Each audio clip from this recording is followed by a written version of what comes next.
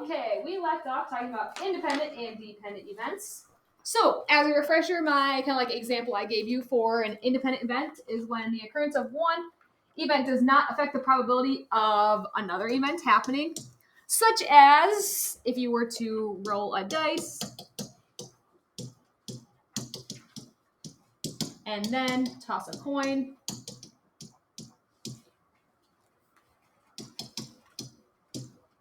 The outcome that you get on the dice, whatever you roll, would not affect the likelihood of your coin landing on heads or tails. That's an example of independent events. One event does not affect the other. Dependent, kind of like a classic example for that, is if you select a card out of a deck of cards. So let's say you first selected a king.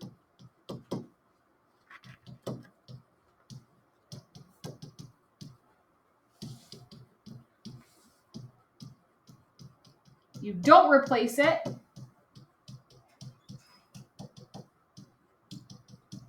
That's going to now affect your probability of the next card you're going to draw.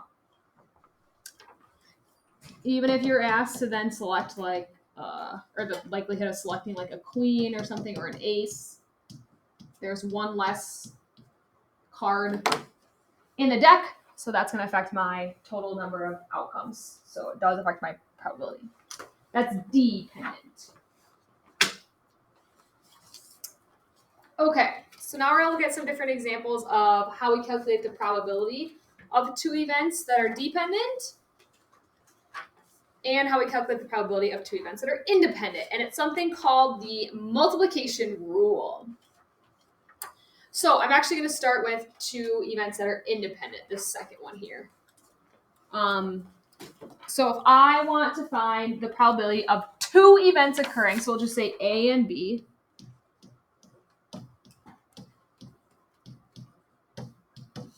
The multiplication rule says you can just take the probability of the first one happening, and since they're independent, it does not affect the likelihood or the probability of the second event happening, so you can times it by the probability of the second event happening, B.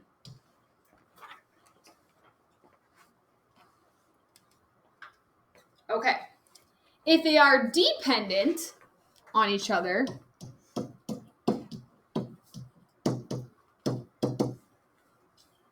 we would just take the probability of the first one happening just like normal. And then here's where the conditional probability is going to come into play. We're still going to multiply these. But my second probability is going to be the probability of B given that A already happened. So you kind of have to factor in that condition. So for example, given that we already drew a king out of the deck of cards, what's now the probability of selecting the queen? Okay. So another little like formula I want you to write down, because there's some like Alex questions where it says determine if these are independent or dependent just based upon like this information. So you can see these formulas look pretty similar. The only thing that's different is how we calculate the second probability, because if it's dependent on the first one, we're going to have to factor that in. So if the probability of A given B is the same as just the probability of A, or if the probability of B given A is the same as the probability of B, that would also mean that these are independent events, because the probability of B given A is just the same as whatever the probability of the second event happening is. Okay, and then you can use these in either way. Okay, so I'll explain that again. So you can see these are two different formulas. The only thing different is the probability of B given A. So if the conditional probability is the same as just the plain old probability of the second event happening, then they'd be independent, because that is not different than the probability of the second one happening. Can that make sense? So if those conditionals are the same, then they would be independent. Like that given case scenario doesn't change the probability of the second event happening. Okay, and then this multiplication rule can be extended to any number types of events. So I think there's one example we're going to do today where there's like 3 different events, and you can just keep applying like this multiplication rule. This Venn diagram just kind of helps you like visualize this multiplication rule and see that it does work. So in this example, we have a Venn diagram that shows 9 students in Miss Perry's class. The diagram shows the memberships for the chess club and the science club. A student from the class is randomly selected. A is going to be the event that a student is in the chess club. B is the event the student is in the science club. The outcomes for event A are listed in the circle on the left. B are in the circle on the right. Okay, and then how you interpret a Venn diagram is that where they overlap, that would be where they are in both. No, Lucy's outside the circle since she's not a member of either clubs. Don't forget about her. All right, so find the probability of the events below. Write each answer as a single fraction. So of our 9 students, we're going to just select one student. So what's the probability that the student is in the chess club? Well, how many total students are in the chess club? 1, 2, 3, 4, 5, 6, 7. Don't forget to count those 2 that are in both. 7 out of the 9 total students.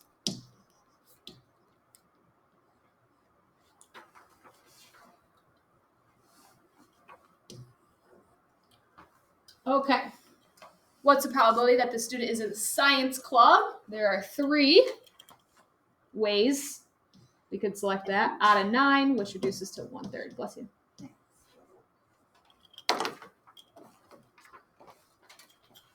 Okay. What's the probability of getting a student that's in the chess club and a student that's in the science club? That's what that says. That would be 2 that are in both out of 9.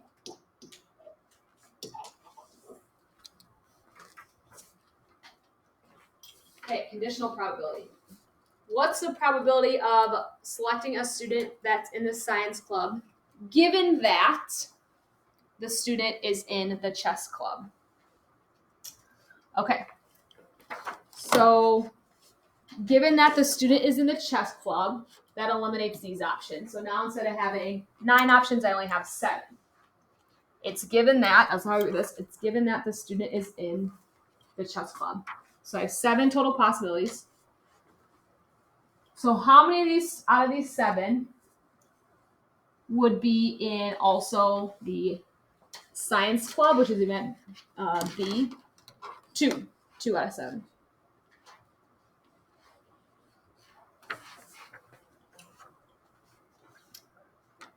Okay, so now they say take your probability of A, which was 7/9, and multiply it to that conditional probability you just found, the probability of B given A, just 2/7.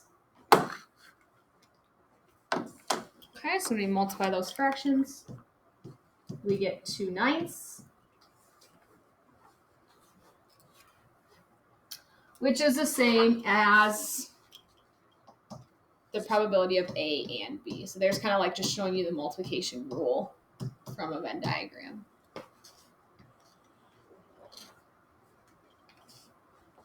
That's what we wrote for that first formula. The probability of A and B is probability A times the probability of B given A.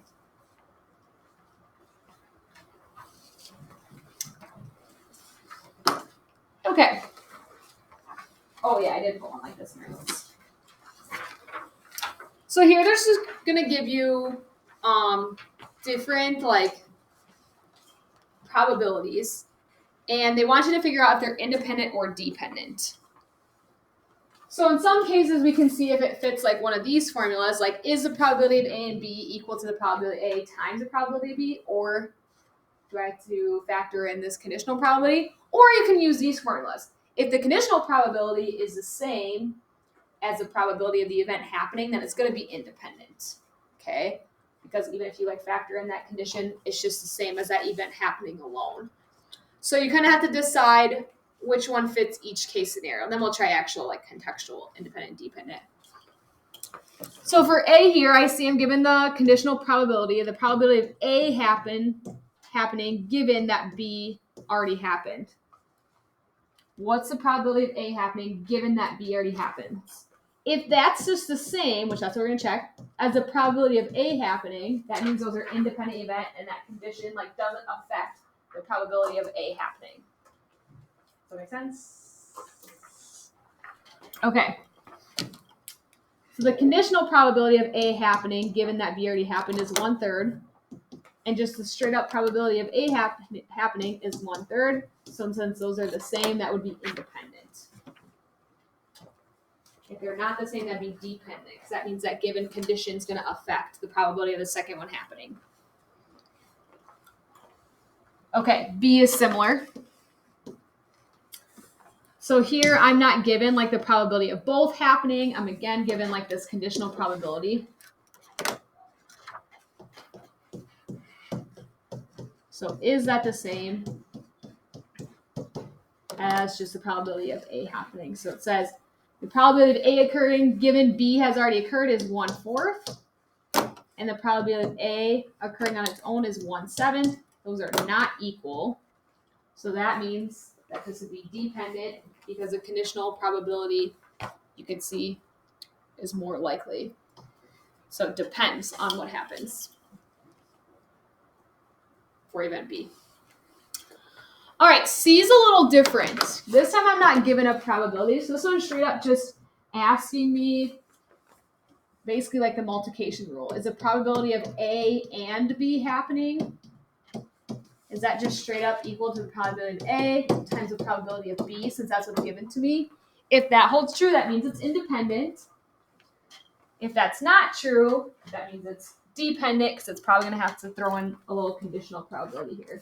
So we have, let's see, 1/6. Probability of A, 1/3 times 1/2. That's true. So that's independent.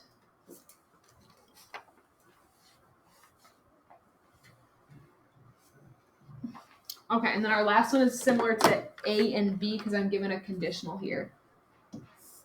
The probability of A happening is 1/5, B is 1/7, and the probability of B happening, given A already happened, is 1/3. So I need to figure out if the likelihood of B happening, given that A already happened, is that the same as just the probability of B happening? If it is, it's independent because that doesn't affect it. If it's not the same, it's dependent. So let's see here. Probability of B given A is 1/3. Probability of B happening is 1/7. They're not the same, so that'd be dependent. I also think, if I remember looking at Alex correctly, I think like they give you a list of formulas for these multiplication rules if you need it. You'll have to double check that, I'm pretty sure. Okay, let's look at just like contextual examples of independent and dependent events. So this, I think the easiest way to think of it is to like ask yourself the question, does one event affect the likelihood of the next event? Okay, so here we go. A hat contains slips of papers with the names of boys and girls in a class. A name is randomly selected and returned to the hat. The slips of paper are mixed. Then another random selection is made. So event A is the first selection is a boy. Event B, the second selection is a girl. Okay, so you have to ask yourself, given that the first selection is a boy and a slip of paper is returned to the hat, is that going to affect the likelihood of selecting a girl out of the slip of papers? Yes, no. Since it's returned, Since it's returned, it won't. Exactly. Since it's returned, you have the same number of outcomes. So this is independent. If it wasn't returned, then it would change. It would change how many slips are left. Obviously, it wouldn't change the number of slips that are girls in there, but it would change how many are left. Okay, let's try this one. A bag contains green marbles and orange marbles. A marble is randomly selected from a bag and set aside. Then another random selection is made from the remaining marbles. All right, so the first one we drew is a green. We set it aside. Does that affect the likelihood of selecting an orange marble? Yes, because now I have one less marble to choose from, so it's probably going to be more likely. Since the first one was green, it's probably going to be more likely now with what's left to select orange. That's dependent. Depends. All right, so you're always kind of looking for those keywords of like, is it returned or not returned? Set aside. What's another common one? Gosh, there's one like really common one. Replaced or not replaced. All right, deck contains 11 cards labeled 1 through 10. A card is randomly selected and returned to the deck. The deck is shuffled. So since it's returned, even though the first selection is a 2, it's going to be put back. That does not affect the selection as an 8. Okay, hopefully that kind of gives you a little bit of idea of independent versus dependent events. Yay! So now we're just going to look at a couple examples of each of finding the probability of independent 2 events happening, and then look at some dependent. All right, so independent I think is easier. You just straight up find the probability of each event happening and multiply them together. That'll give you the probability of both happening. Dependent, we'll have to factor in what happened first and how that's going to affect my second event happening, the likelihood. Okay. At a factory that produces pistons for cars, machine 1 produced 290 satisfactory pistons and 210 unsatisfactory pistons today. Machine 2 produced 306 satisfactory pistons and 204 unsatisfactory pistons today. Suppose that 1 piston from machine 1 and 1 piston from machine 2 are chosen at random from today's batch. What is the probability that the piston chosen from machine 1 is satisfactory and the piston chosen from machine 2 is unsatisfactory? Okay, so first you gotta ask yourself, like, I know I titled this slide of independent, but you gotta figure that out on your own. Like, does the event of me selecting a piston from machine 1 affect what I'm gonna select from machine 2? No, they're 2 totally separate pools of pistons I'm choosing from. So it's not gonna affect the likelihood. That's an independent event, okay? So the probability, this is kind of how I just shorthanded it, of machine 1, I'm selecting I think satisfactory, and from machine 2, selecting an unsatisfactory. I just need to find straight up the probability of selecting a satisfactory from machine 1, an unsatisfactory from machine 2, and then I just multiply those probabilities together.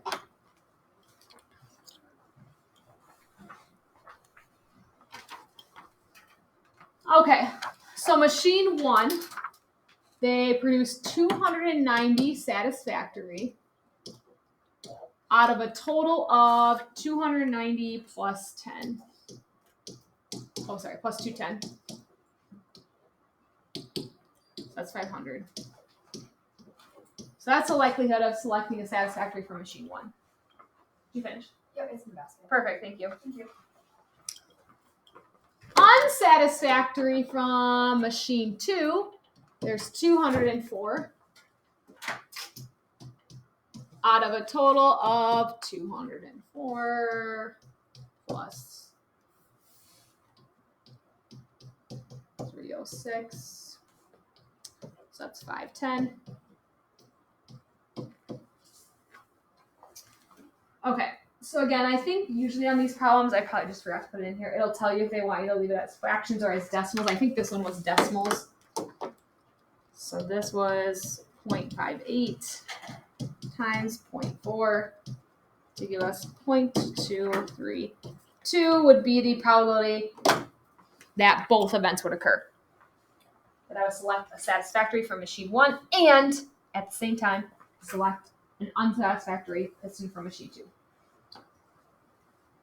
This is like one of the classic probability rules is multiplication rule. Whenever you see the word and in probability, it usually means multiply. Okay, when you see the word or, that means something different. That's what we're going to do in the next lesson. All right, here's another example of an independent event. Because you can see, so again, this is just showing you all the decks of cards if you're not familiar. It says, suppose a card is drawn at random from a standard deck. The card is then shuffled back into the deck. So it's returned, so this would be an independent event. For a second time a card is drawn at random. What's the probability of first drawing a face card and then a spade? So yeah, anytime you see that word and in probability problems, it usually means multiply. So we need the probability of drawing a face card and then a spade. So since these are independent events, I just have to find the probability of drawing a face card and multiply it to the probability of drawing a spade. Okay. There are 12 face cards. That's these ones right here. Out of my 52 cards. Do you guys know how many there are of each suit? 13 spades out of 52. So multiply those together. I got 3 out of 52 if it asks for a fraction. Or 0.577. Not very likely. Oh, cards are just. Have you guys ever played blackjack? Yep. That game makes me mad. It feels like the likelihood of something happening, it seems slim, and then it always happens. Yeah. I think it's rigged. Okay. Independent, pretty straight up, multiplication rule. Find the probability of each. If it's dependent, the only thing you have to keep in mind is like that conditional probability. Like, okay, if this first happened, now what's the likelihood of my second event happening? So let's look at an example of this. A university class has 30 students. 17 are history majors, 5 are accounting majors, and 8 are art majors. Each student has only one of these majors. The professor is planning to select 2 of the students for a demonstration. The first student will be selected at random, and then the second student will be selected from the remaining students. What is the probability that 2 history majors will be selected? So obviously I can't select the same student twice. So once I pick one student, they're pretty much like out of the pool. And this is dependent, so depending on who I pick first, what do I have left over? So I want to find the probability of my first person being a history major and my second person being a history major. So basically, if you want to put this in formula of a dependent probability, you would just find the probability that the first person is a history major times the probability that the second person is a history major, given that our first person was a history major. That's kind of like the notation here. You don't have to write that out. If you're okay with just straight up finding the numbers, that's fine. If this notation's like more confusing for you. So let's start with just first, what's the likelihood of selecting our history major? So there's 17 history majors out of our 30 total students. Okay. So now, given that, I only have 29 remaining students to choose from. And how many remaining history majors do I have? 16. Because I already picked one. There's your conditional probability. Okay. That as a fraction, 136 over 435. As a decimal, 0.313. Whatever Alex asked you to find. I feel like it's pretty good at either accepting both or it'll specify.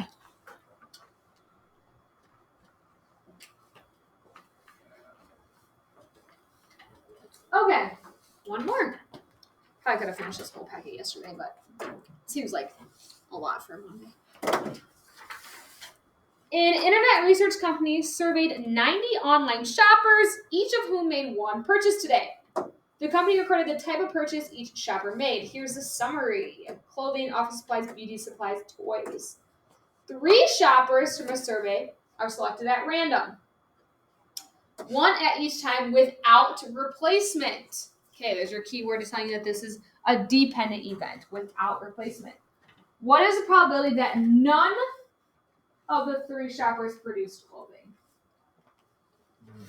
Okay, so here's kind of the notation, if you will. But again, if this confuses you, don't worry about it. So I want the probability of the first selected was no clothing, and second person was no clothing, and the third was no clothing. So here's our one example where you have 3 things going on. So we just need to find the probability that the first person was not a clothing order, and then the probability that the second person was not a clothing order, given that the first was not.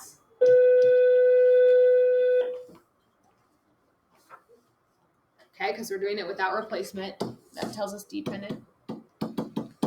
And then we need to find the probability that the third one also selected was not a clothing order, given that the first and the second were not clothing orders. So here's kind of like the extension of the multiplication rule. You kind of just keep going through that.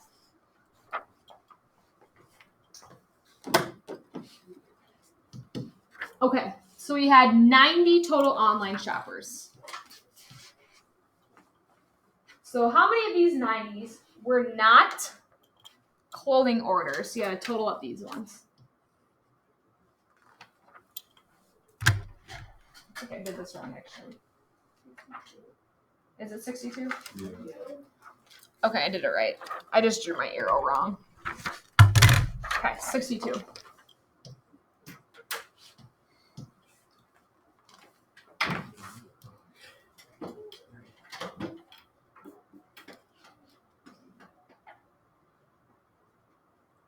All right.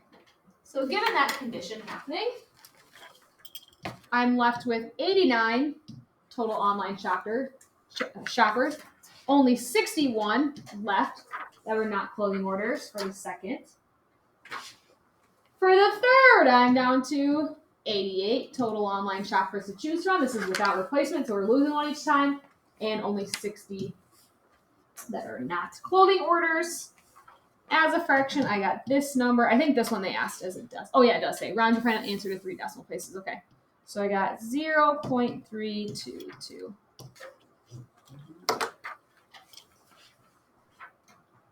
So as a percentage, there's like a little over 32% chance that the 3 people we picked were not clothing orders. Okay, there's your basics of the multiplication rule. That was only 29 minutes. Okay. You guys can